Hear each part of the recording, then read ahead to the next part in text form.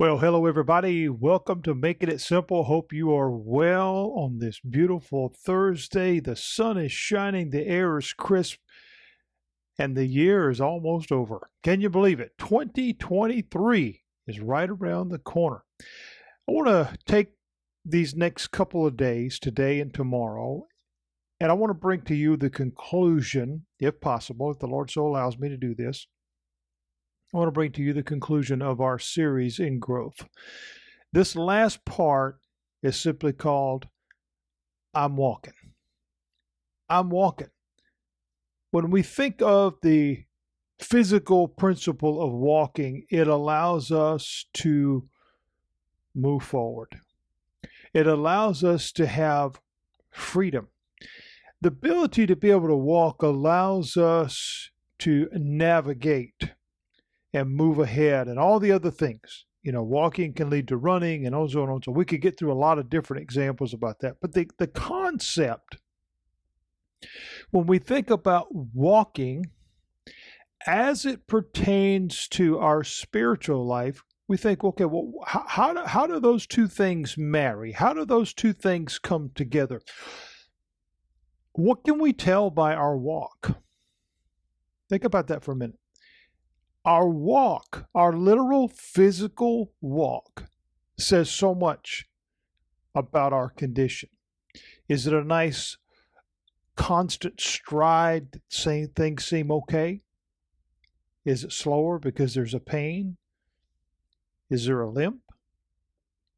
Is one foot dragging? I have that problem. I have a real issue with my left leg, and so it's not always as smooth as I would like it to be. Our walk, oftentimes, our physical walk, oftentimes can be a telltale picture that something may be not okay in our life. So it's visible. The visible is tied to what's maybe going on. So we see those two things together. But can the same thing be said about our spiritual walk? According to Paul, in this next letter that we're going to read from in the book of Ephesians, the answer is yes. And so we're going to look at that. I want to try to break this up in two parts if I can. We're going to look at that today from Ephesians chapter 5. And what this says about our walk, what this says about our spiritual growth, and how we can take this component. We don't have to add anything else to it as far as continuation of the series, although we could. There's a lot more we could talk about. But our walk, it's almost like putting the car in drive.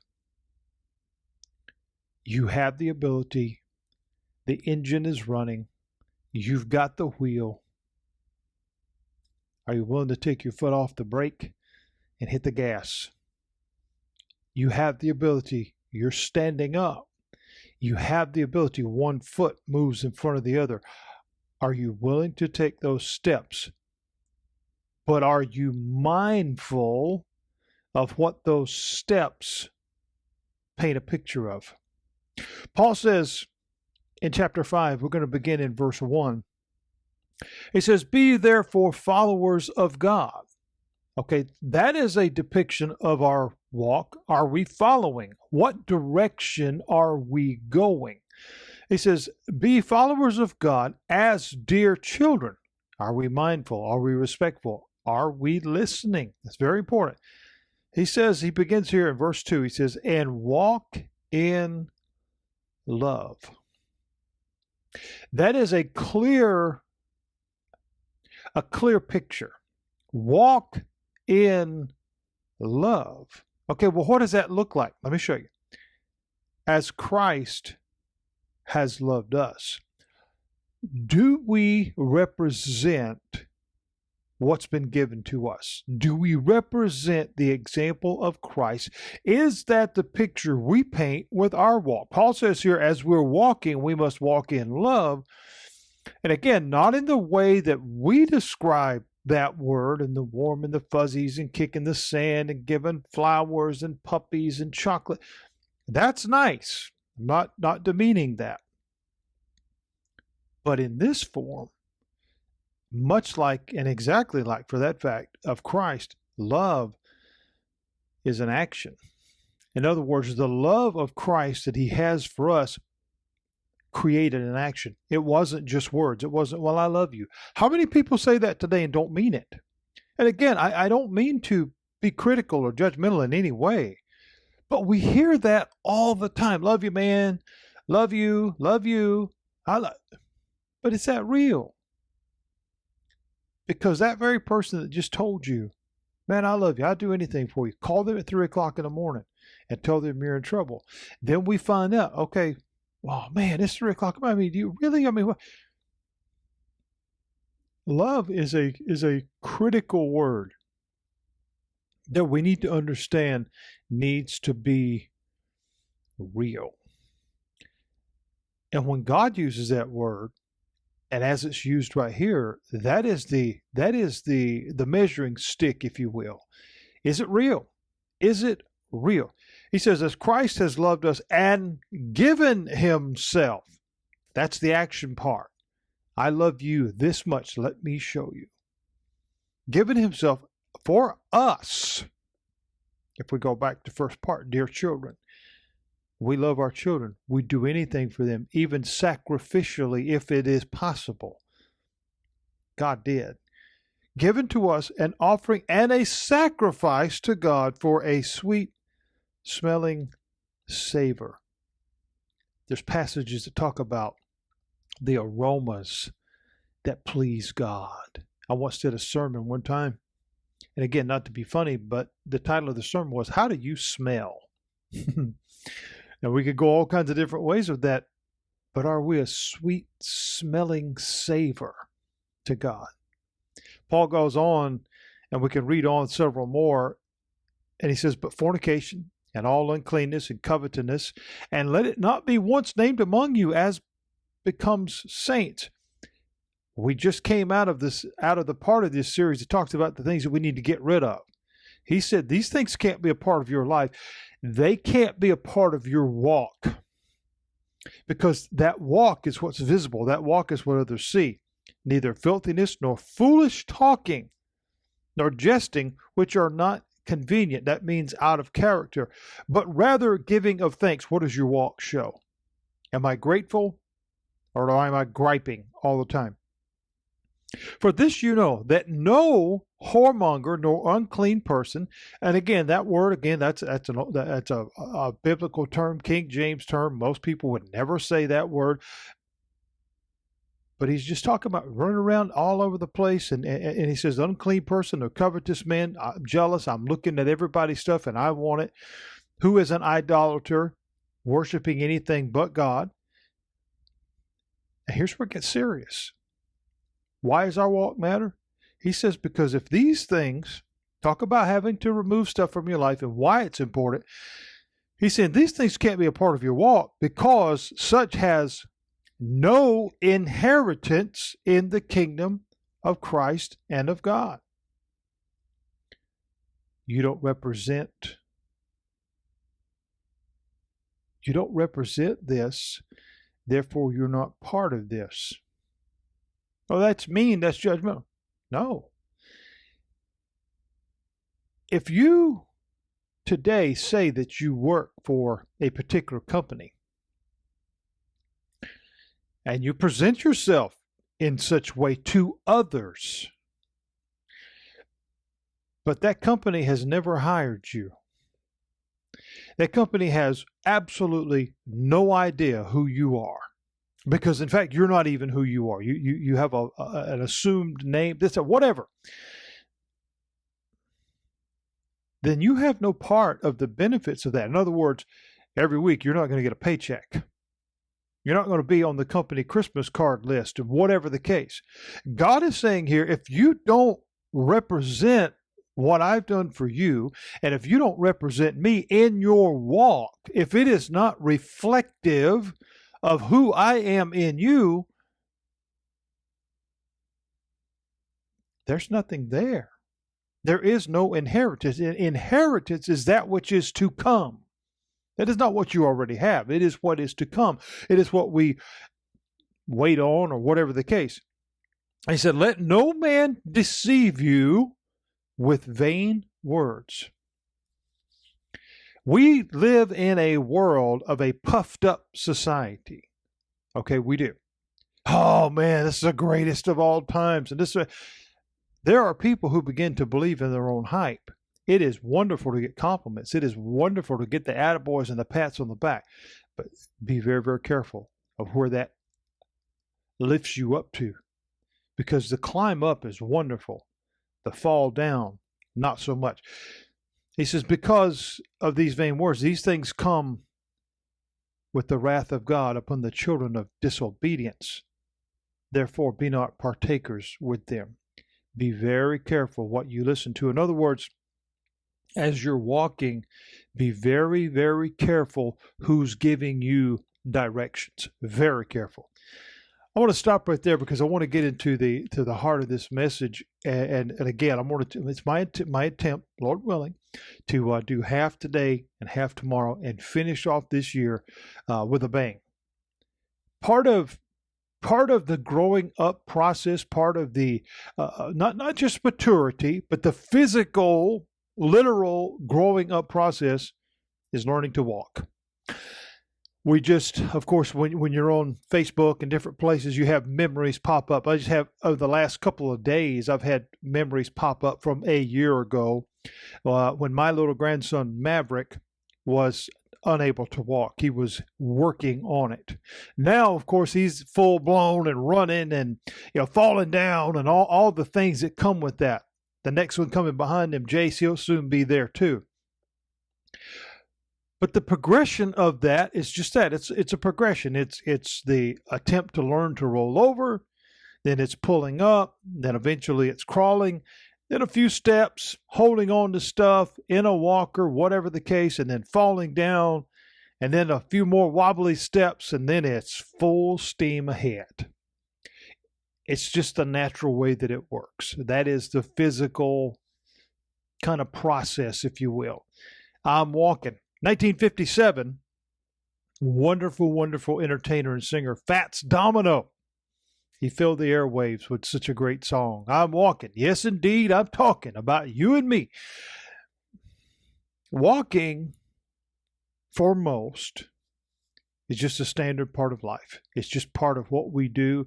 Again, some of us are faster than others. Obviously, we slow down as time goes by and on so, but that's a natural thing that we all have a relative fair expectation of, that we're able to just get up in the morning, put our feet on the ground, and one step at a time, one foot in front of the other. If you're just we're just coming out of the Christmas season, and I remember one of the little tunes and one of the animated features that have been around since the 60s, whether it was, I think it was Rudolph, Santa Claus is Coming to Town, whatever, all those great little original films like that were really neat when we were kids. But I remember that one little song, put one foot in front of the other, and soon you'll be walking out the door. We think about that. We do that. But what does that look like from the spiritual side of things? What does that look like? We were just talking about that as we were breaking that scripture down. How similar is the progression? We talked about the physical progression of, rolling over, pulling up, and crawling, or whatever. Think about that from the spiritual side of things as we grow. It is the crawl first. It is just the bare ability to move forward in this, trying to understand it. Then it's some wobbly steps with a whole lot of stumbles along the way. So if we're honest, do these two things compare? Yes, learning to walk. Now, it sounds simple. It sounds simple, but just like with our natural walking, it takes time to get there. It takes a persistence. It takes a willingness to be willing to get back up. You see, here's where the problem is oftentimes today. Many try, but then when they fall down, they stay there. Either because they've had bad direction from somewhere, bad coaching, if you will, or they just don't have a spirit of willingness to try. And so they just give up. They just say the heck with it. If we look at this direction that Paul has given here, and we apply it to our lives, here we see how we should walk and why, absolutely why it is important. It is a essential part of our growth. We just have to have it. If we look at this verse 2, and again, we begin, be followers of God. Following requires walking. If I say, hey, follow me over to this room in my house, I'm going to show you around. You walk behind me. He says, follow God as dear children. And then Paul begins in verse 2, and he says, and walk in love. That will be most of our focus today. If we stop right there, if we just stop right there and we think about that, all kinds of interpretations could come, again, because we have, in many ways, redefined the word love to be a mere emotion. I'm in love today. I'm not there tomorrow. I used to love you. I don't now. We got the little flower gimmick. He loves me not. All this. Paul, though, doesn't just leave it there, because one could say, walk in love. I'm in love, and I don't care who. That's not what that means. We have to understand the depth of that word. And it is used so flippantly today, as many words are, that really should have a lot more serious meaning. And I'm not to say that we can't have some fun in life. Obviously, we should. Even Proverbs talks about, laughter being medicine for the soul. I mean, joy and love, all those things go together. Peace, love, joy, all that's great. But let's take serious our steps. As we're walking, we try to be careful how we're walking, where we're walking. We don't want to stumble and fall and whatever. Paul says here, walk in love as Christ has loved us. In other words, here's your example. Here is your map. Here is your directions. Walking is visible. I mean, again, there's no question. Walking is visible. People can see us taking steps if we're in public and anywhere. But I want us to think about the fact that walking in love is also visible. Also visible because, again, the example was set by Christ himself. So walk in love as Christ has also loved us. So think about that for a minute. What does that mean? It's very simple. Not only can we see physical steps, not only can we see what someone is doing, as Paul mentions here, walking in love, not only can it be seen, not only can it be felt, we know whether it's real or not. It's just that simple. As I've said many times in a lot of my messages, we live in a world of fake. We live in a world of phony. A lot of lip service. A lot of things are said, and they absolutely are never meant. Or a lot of things are said, they're just not true. They're not real. And we're not talking about myths and legends and things that are speculative. We're not talking about that. We're talking about flat out dishonest. Paul's saying here, if you are followers of God and children of God, walk in love. And the bottom line is, what he's saying in that is, it has to be, not should be, it has to be real. Because the manner that we should be walking in has already been set. The precedent has already been set by the example done by Christ himself, by Jesus himself. We study and we look at his life, and we understand not just his ministry, but we understand not just his words, but we understand his actions. You see, we have the old saying, actions are louder than words. By all means, that's true, because what we literally see, as we read about the life of Christ, is It was abundantly clear, not just by his words, but by his actions, how he felt. He walked in love. The compassion he had for others, the care he had for others, the heart he had for the truth. It can be seen. It can be seen whether we visually saw it or not. Obviously, none of us were there 2,000 years ago, but we can read this, and if we read it and listen for the still small voice of God, for the prompting of the Holy Spirit, we can see it. It's right there. Paul is saying the same thing should apply to me and you. It should be seen, and it should be quickly determined whether it's real or not.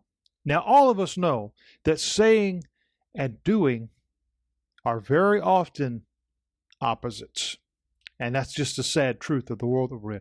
Walking in love, this has everything to do with a changed heart. This is not about emotion. Emotion eventually becomes a product of that because it becomes tied to the condition of our heart, which if it's changed, there is something else there. But rather what we see is our love becomes the visible proof of our faith. I want to say that again. Our love, what can be seen, becomes proof of our faith. Therefore, walking in love is vital for our witness. It is vital for our growth. And it is vital for the examples that we have been called to set in order to help grow the kingdom. Love is an action. It is an absolute action. Now, while we've tied it, as I've said before, to the warm and the fuzzies, in reality, it's the action that expresses the feeling. It's the action that expresses the feeling. For God so loved that he gave. Our walk shows the change. Our walk can be seen. Our walk shows the new life. I'm not what I once was. The walk shows that we trust God and we don't stand in fear of the world.